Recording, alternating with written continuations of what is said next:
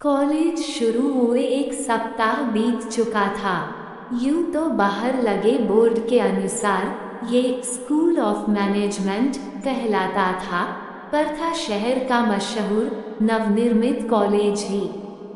शहर के भीतर बसा हुआ एक अलग शहर, लंबा चौड़ा परिसर, बगीचे, लड़के लड़कियों के अलग अलग हॉस्टल और समारोह इत्यादि के लिए एक लंबा चौड़ा मैदान। यहीं पर आज सुबह से चहल पहल है। द्वितीय वर्ष के छात्र आज फ्रेशर्स को पार्टी दे रहे हैं। मैदान के बीचों बीच कैंप फायर का इंतजाम किया जा रहा था। आज नए छात्र अपना परिचय देंगे और कुछ अपनी प्रतिभा का प्रदर्शन भी करेंगे। असली मुद्दा तो एक दूसरे को जानने समझने का था। कैंप फायर के दौरान मेरी नज़र एक लड़की पर कई बार अटकी। इस नए शहर में ये चेहरा कुछ परिचित सा क्यों लग रहा है। परिचय देते समय उसने अपना नाम मंदिरा बताया, मंदिरा बैनर्जी, लेकिन उससे भी गुत्थी नहीं सुलझी। इस नाम की किसी लड़की को मैं नहीं जानता था और न ही कोई बैनर्जी परिचितों में थे। उसने बहुत प्यारा एक मधुर गीत सुनाया। कैसा तो सम्मोहन था उस आवाज में। बंगालियों के गले में विधाता जन्म से ही मधुर कंठ फिट कर देता है। मैं बात करने के लिए आगे बढ़ा। अच्छा अवसर था उसके गले की तारीफ करने का, परंतु उसे अनेक लोगों से घेरा देख यूं ही लौट आया। वह भी मुझे पहचानने का प्रयत्न कर रही थी शायद। एक दो बार मैंने उसे अपनी ओर ध्यान से देखते पाया, कौतूहल भरी नजर से। तभी उसने राह में पड़ा बैग उठाकर एक किनारे किया और मेरे ज़हन में रेलवे स्टेशन पर बैग उठाए खड़ी लड़की का चित्र कौंध गया। उसी सप्ताह की बात है। मैं मेस में बैठा था।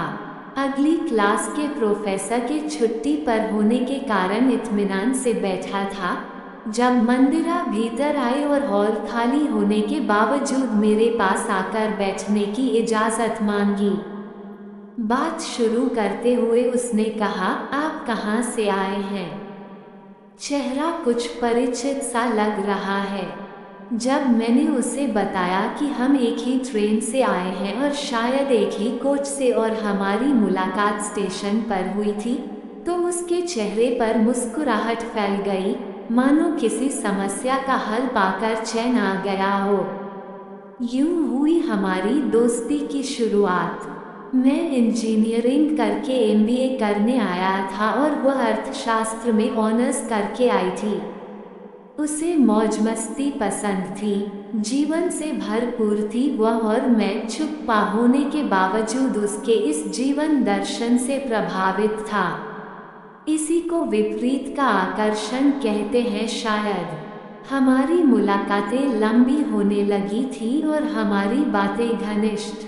कोर्स संबंधी समस्याओं की बात करते करते हम निजी बातें भी करने लगे थे। उससे हर रोज मिलना मेरी आदत में शामिल हो गया। वो एक दिन भी न दिखे तो दिन अधूरा लगता। मैं उसे चाहने लगा था, टूटकर चाहने लगा था, पर अपने मन की बात व्यक्त कैसे करता। मैं एक जैन परिवार से, हमारे घर तो प्याज लहसुन भी नहीं आता था, केक भी आता था तो बिना अंडे वाला। हमारा संयुक्त परिवार था। दादा दादी तो साथ ही रहते थे, ऊपर नीचे ताऊ चाचा का भी घर था। घर भी ये देखकर खरीदा गया था कि हमारे पड़ोसी के घर मांसाहारी भोजन तो नहीं पकता, और मंदिरा को तो बिना मछली के खाना ही न भाता था। मुझ में इतना साहस नहीं था अपनों से लड़ने का। अपनी इच्छाओं का दमन करना ही एकमात्र राह बची थी, और एक दिन कोर्स भी समाप्त हो गया। इस बीच कैंपस प्लेसमेंट में हम में से अधिकांश की नौकरी लग चुकी थी। घर जाने के दिन आ गए। मंदिरा जाने लगी, तो मैं उससे मिलने उसके कमरे में गया। मेरा हाथ पकड़कर बोली, तुम बहुत अच्छे हो कपिल, ऐसे ही बने रहना। मुझे एक दिन बाद जाना था। मैं अपने कमरे में आकर अपना सामान समेटने लगा। अटैची में सब कुछ डाल लेने के बाद भी ऐसा लग रहा था मानो बहुत कुछ पीछे छूटा जा रहा है। कॉलेज शुरू हुए एक सप्ताह बीत चुका था। यूं तो बाहर लगे बोर्ड के अनुसार ये स्कूल ऑफ मैनेजमेंट कहलाता था, पर था शहर का मशहूर नवनिर्मित कॉलेज ही। शहर के भीतर बसा हुआ एक अलग शहर, लंबा चौड़ा परिसर, बगीचे, लड़के लड़कियों के अलग अलग हॉस्टल और समारोह इत्यादि के लिए एक लंबा चौड़ा मैदान। यहीं पर आज सुबह से चहल पहल है। द्वितीय वर्ष के छात्र आज फ्रेशर्स को पार्टी दे रहे हैं। मैदान के बीचों बीच कैंप फायर का इंतजाम किया जा रहा था। आज नए छात्र अपना परिचय देंगे और कुछ अपनी प्रतिभा का प्रदर्शन भी करेंगे। असली मुद्दा तो एक दूसरे को जानने समझने का था। कैंप फायर के दौरान मेरी नज़र एक लड़की पर कई बार अटकी। इस नए शहर में ये चेहरा कुछ परिचित सा क्यों लग रहा है। परिचय देते समय उसने अपना नाम मंदिरा बताया, मंदिरा बैनर्जी, लेकिन उससे भी गुत्थी नहीं सुलझी। इस नाम की किसी लड़की को मैं नहीं जानता था और न ही कोई बैनर्जी परिचितों में थे। उसने बहुत प्यारा एक मधुर गीत सुनाया। कैसा तो सम्मोहन था उस आवाज में। बंगालियों के गले में विधाता जन्म से ही मधुर कंठ फिट कर देता है। मैं बात करने के लिए आगे बढ़ा। अच्छा अवसर था उसके गले की तारीफ करने का, परंतु उसे अनेक लोगों से घेरा देख यूं ही लौट आया। वह भी मुझे पहचानने का प्रयत्न कर रही थी शायद। एक दो बार मैंने उसे अपनी ओर ध्यान से देखते पाया, कौतूहल भरी नज़र से। तभी उसने राह में पड़ा बैग उठाकर एक किनारे किया और मेरे ज़हन में रेलवे स्टेशन पर बैग उठाए खड़ी लड़की का चित्र कौंध गया। उसी सप्ताह की बात है। मैं मेस में बैठा था। अगली क्लास के प्रोफेसर के छुट्टी पर होने के कारण इत्मीनान से बैठा था, जब मंदिरा भीतर आई और हॉल खाली होने के बावजूद मेरे पास आकर बैठने की इजाज़त मांगी। बात शुरू करते हुए उसने कहा, आप कहाँ से आए हैं? चेहरा कुछ परिचित सा लग रहा है। जब मैंने उसे बताया कि हम एक ही ट्रेन से आए हैं और शायद एक ही कोच से और हमारी मुलाकात स्टेशन पर हुई थी, तो उसके चेहरे पर मुस्कुराहट फैल गई, मानो किसी समस्या का हल पाकर चैन आ गया हो। यूं हुई हमारी दोस्ती की शुरुआत। मैं इंजीनियरिंग करके एमबीए करने आया था और वह अर्थशास्त्र में ऑनर्स करके आई थी। उसे मौज मस्ती पसंद थी, जीवन से भरपूर थी वह, और मैं चुप्पा होने के बावजूद उसके इस जीवन दर्शन से प्रभावित था। उससे हर रोज़ मिलना मेरी आदत में शामिल हो गया। वो एक दिन भी न दिखे तो दिन अधूरा लगता। मैं उसे चाहने लगा था, टूटकर चाहने लगा था, पर अपने मन की बात व्यक्त कैसे करता। मैं एक जैन परिवार से, हमारे घर तो प्याज लहसुन भी नहीं आता था, केक भी आता था तो बिना अंडे वाला। हमारा संयुक्त परिवार था, दादा दादी तो साथ ही रहते थे कि हमारे पड़ोसी के घर मांसाहारी भोजन तो नहीं पकता, और मंदिरा को तो बिना मछली के खाना ही न भाता था। मुझ में इतना साहस नहीं था अपनों से लड़ने का। अपनी इच्छाओं का दमन करना ही एकमात्र राह बची थी। और एक दिन कोर्स भी समाप्त हो गया। घर जाने के दिन आ गए। मंदिरा जाने लगी तो मैं उससे मिलने उसके कमरे में गया। मेरा हाथ पकड़कर बोली, तुम बहुत अच्छे हो कपिल, ऐसे ही बने रहना। मुझे एक दिन बाद जाना था। मैं अपने कमरे में आकर अपना सामान समेटने लगा। अटैची में सब कुछ डाल लेने के बाद भी ऐसा लग रहा था मानो बहुत कुछ पीछे छूटा जा रहा है। समारोह वाला वह स्थान जहां उसे पहली बार नोटिस किया था, लाइब्रेरी की वह मेज जहां बैठकर वह पढ़ा करती थी क्योंकि पास वाली खिड़की से अच्छी रोशनी आती थी, मेज की वह कोने वाली सीट जहां हमने अनेक बार एक साथ बैठ भोजन किया था, वह सब मेरी नजरों से गुम हो जाने वाले थे। इन सब को बांधकर कैसे संग ले जाऊं? कमाल है। घर आकर जब सामान निकाला तो पता चला ढेर सारी यादें स्वयं ही संग चली आई हैं। जितनी पढ़ाई करनी थी कर ली थी, अब तो दुनिया की जंग में अपनी योग्यता आजमानी थी। अच्छा होता यदि मंदिरा का साथ मिला होता, पर वह न हुआ। मैं स्वयं को अकेला और उदास महसूस करने लगा जब मंदिरा का एक मैसेज आया कि उसका विवाह तय हो गया है। प्रेम विवाह तो नहीं कह सकते, पर उनके परिचितों में कोई था जिसके लिए उसने हाँ कर दी थी।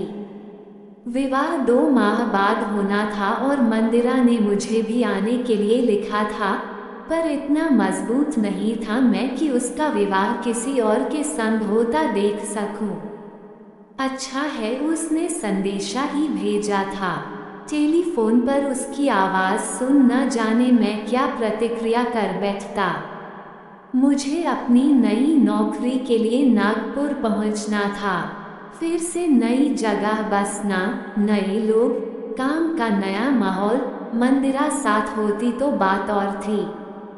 अकेला होते ही उसकी यादें मुझे आ घेरती। नौकरी लग जाने पर माँ विवाह के लिए दबाव डालने लगी। उनके हिसाब से इस भीड़ भरे शहर में उनका बेटा अकेला था, इसलिए शीघ्र ही उसका विवाह कर देना लाजिमी था। और उनकी नज़र में कब से एक लड़की भी थी, चेतना। उन्होंने मुझ पर कोई दबाव नहीं डाला था, बस इच्छा ही जताई थी। माँ के दूर के रिश्ते में ही थे चेतना के पिता और एक शहर में रहने के कारण आना जाना था। छुटपन में मैं और चेतना मिलकर खूब धमाचौकड़ी मचाया करते, हालांकि वह मुझसे 3 वर्ष छोटी थी। मेरी दोनों दीदियां मुझसे काफ़ी बड़ी थी और घर में मेरा कोई संगी नहीं था, शायद इसीलिए चेतना से मेरी बहुत पटती थी।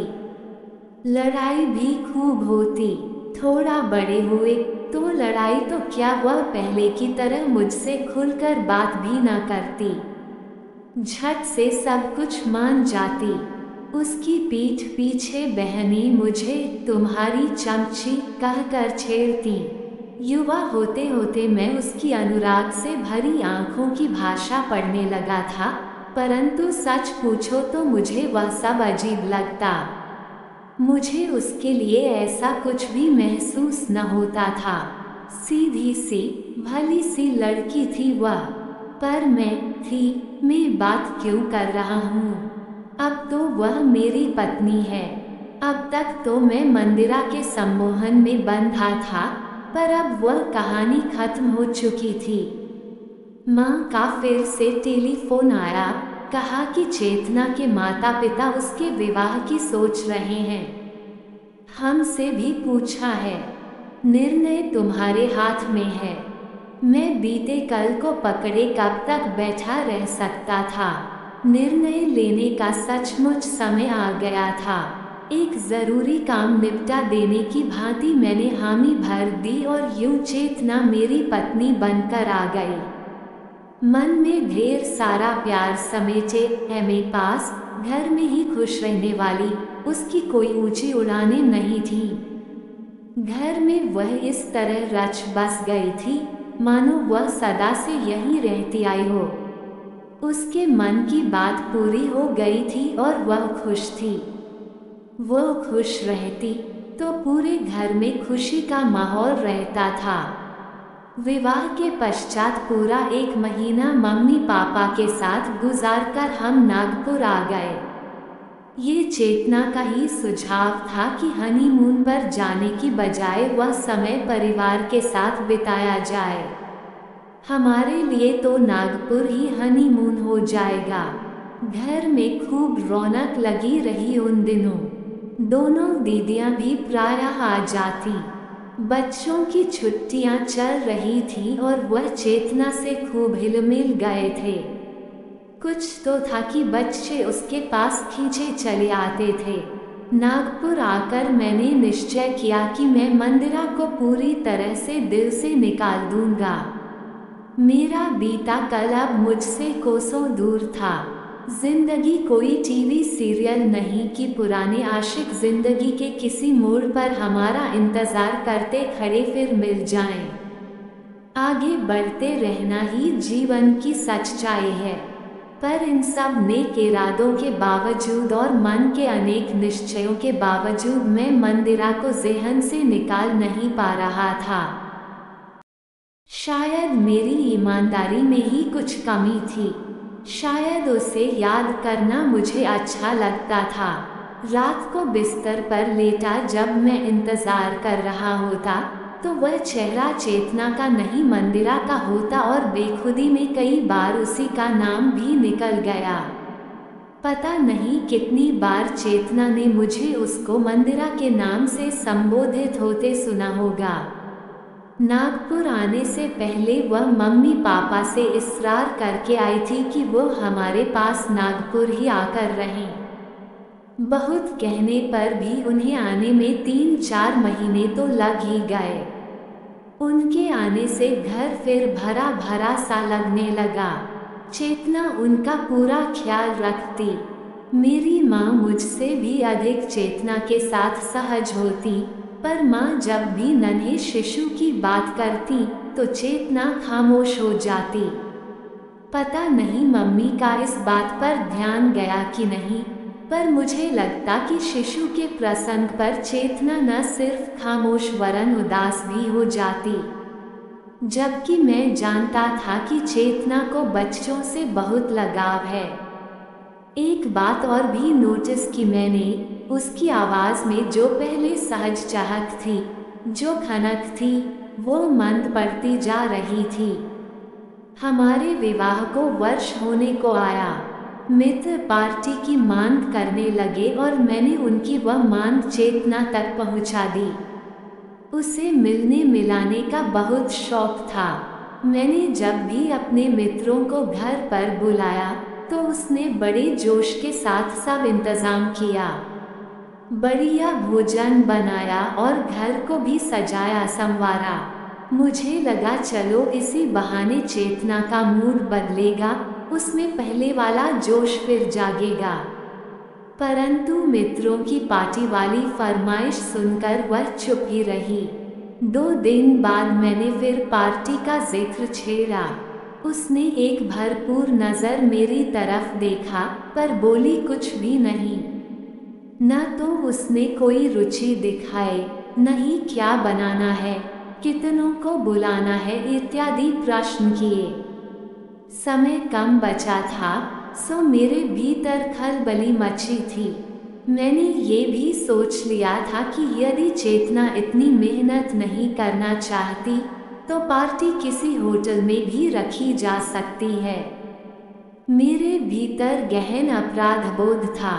मैं ये भी अच्छी तरह से जानता था कि मंदिरा वाले रिश्ते में अब कुछ नहीं बचा है। जिंदगी बहुत आगे निकल आई है। निस्संदेह मैं अपराधी था, चेतना के प्रति अपराधी। क्या यह मेरी कमजोरी थी कि मैं चाहकर भी अभी तक मंदिरा को भूल नहीं पाया था? क्या मेरे प्रयत्नों में कोई कमी रह गई थी? क्या मैंने पूरे मन से प्रयत्न नहीं किया था? गलती मेरी थी तो सुधार भी तो मुझे ही करना था। 2 दिन बाद मैंने फिर से बात छेड़ी, वर्षगांठ की पार्टी के बारे में क्या सोचा है? वो कुछ पल चुप रही, पर मेरी प्रश्नसूचक निगाहों को बहुत देर नज़रअंदाज नहीं कर पाई। बोली, अभी तो मैं यही तय नहीं कर पाई हूँ कि अपने लिए क्या करना है। वह आगे कुछ कहती इससे पूर्व ही मैंने पूछा, क्या मतलब? मैं सच ही उसकी बात का तात्पर्य नहीं समझ पाया था। उसने स्पष्ट स्वर में कहा, मैंने तुम्हें छोड़कर जाने का निर्णय लिया है, सदैव के लिए। और यदि मैं निरुत्तर बैठा था तो इसलिए कि मैं उसका मंतव्य भीतर उतार नहीं पा रहा था। कल्पना नहीं कर पा रहा था कि वह ऐसा सोच भी सकती है। शायद हमारे समाज में पुरुषों के ज़हन में ये सोच गहरे से भर दी जाती है कि पति गृह के सिवा स्त्री का कोई और ठिकाना नहीं। फिर वह रुक रुक कर कहने लगी, इसमें संदेह नहीं कि तुमसे विवाह करना कभी मेरा सपना था, मेरी सबसे प्रबल इच्छा। पर जबरदस्ती स्वयं को तुम पर थोपने को भी तैयार नहीं हूँ मैं। तुम किसी और को चाहते रहो और मैं इसे अपना भाग्य, असल में दुर्भाग्य मानकर चुपचाप स्वीकार कर लूं, यह न होगा मुझसे। वह बीते कल की स्त्री थी, अनपढ़ और लाचार, आर्थिक सामाजिक रूप से पति पर आश्रित। मैं वह बनने को तैयार नहीं हूँ। पढ़ी लिखी हूँ, ज़रूरत पड़ने पर आगे बढ़कर अपने पैरों पर खड़ी हो सकती हूँ। अपना आत्मसम्मान भूल तुम्हारे दर पर नहीं पड़ी रहूंगी। अभी तक तो मम्मी पापा का दुलार रोके हुए है, परंतु मम्मी अब दादी बनने की आस लगाए बैठी हैं। पर जब अपनी ही स्थिति डांवाडोल हो तो एक और जान की कैसे सोचूं। सच ही तो कह रही थी चेतना। मैं अभी तक अपने अतीत में ही विचर रहा था, ये भूलकर कि मेरा एक वर्तमान भी है। मैंने भी तो अपना प्यार खोया था, फिर क्यों नहीं समझ पा रहा चेतना का दर्द, जो अपना मनचाहा पाकर भी खाली हाथ रह गई थी। जिस तरह पति पूर्ण समर्पण चाहता है, ठीक उसी तरह पत्नी भी तो चाहती होगी। ये बात कैसे नज़रअंदाज कर गया मैं। कैसा लगता होगा चेतना को मेरा मंदिरा का नाम जपना। मुझसे बहुत बड़ी गलती हुई थी। मैंने चेतना से अपनी गलती सुधारने का वादा किया और अपने कमरे, स्मृतियों एवं अपने समूचे जीवन से मंदिरा को विदा करने का दृढ़ निश्चय लिया।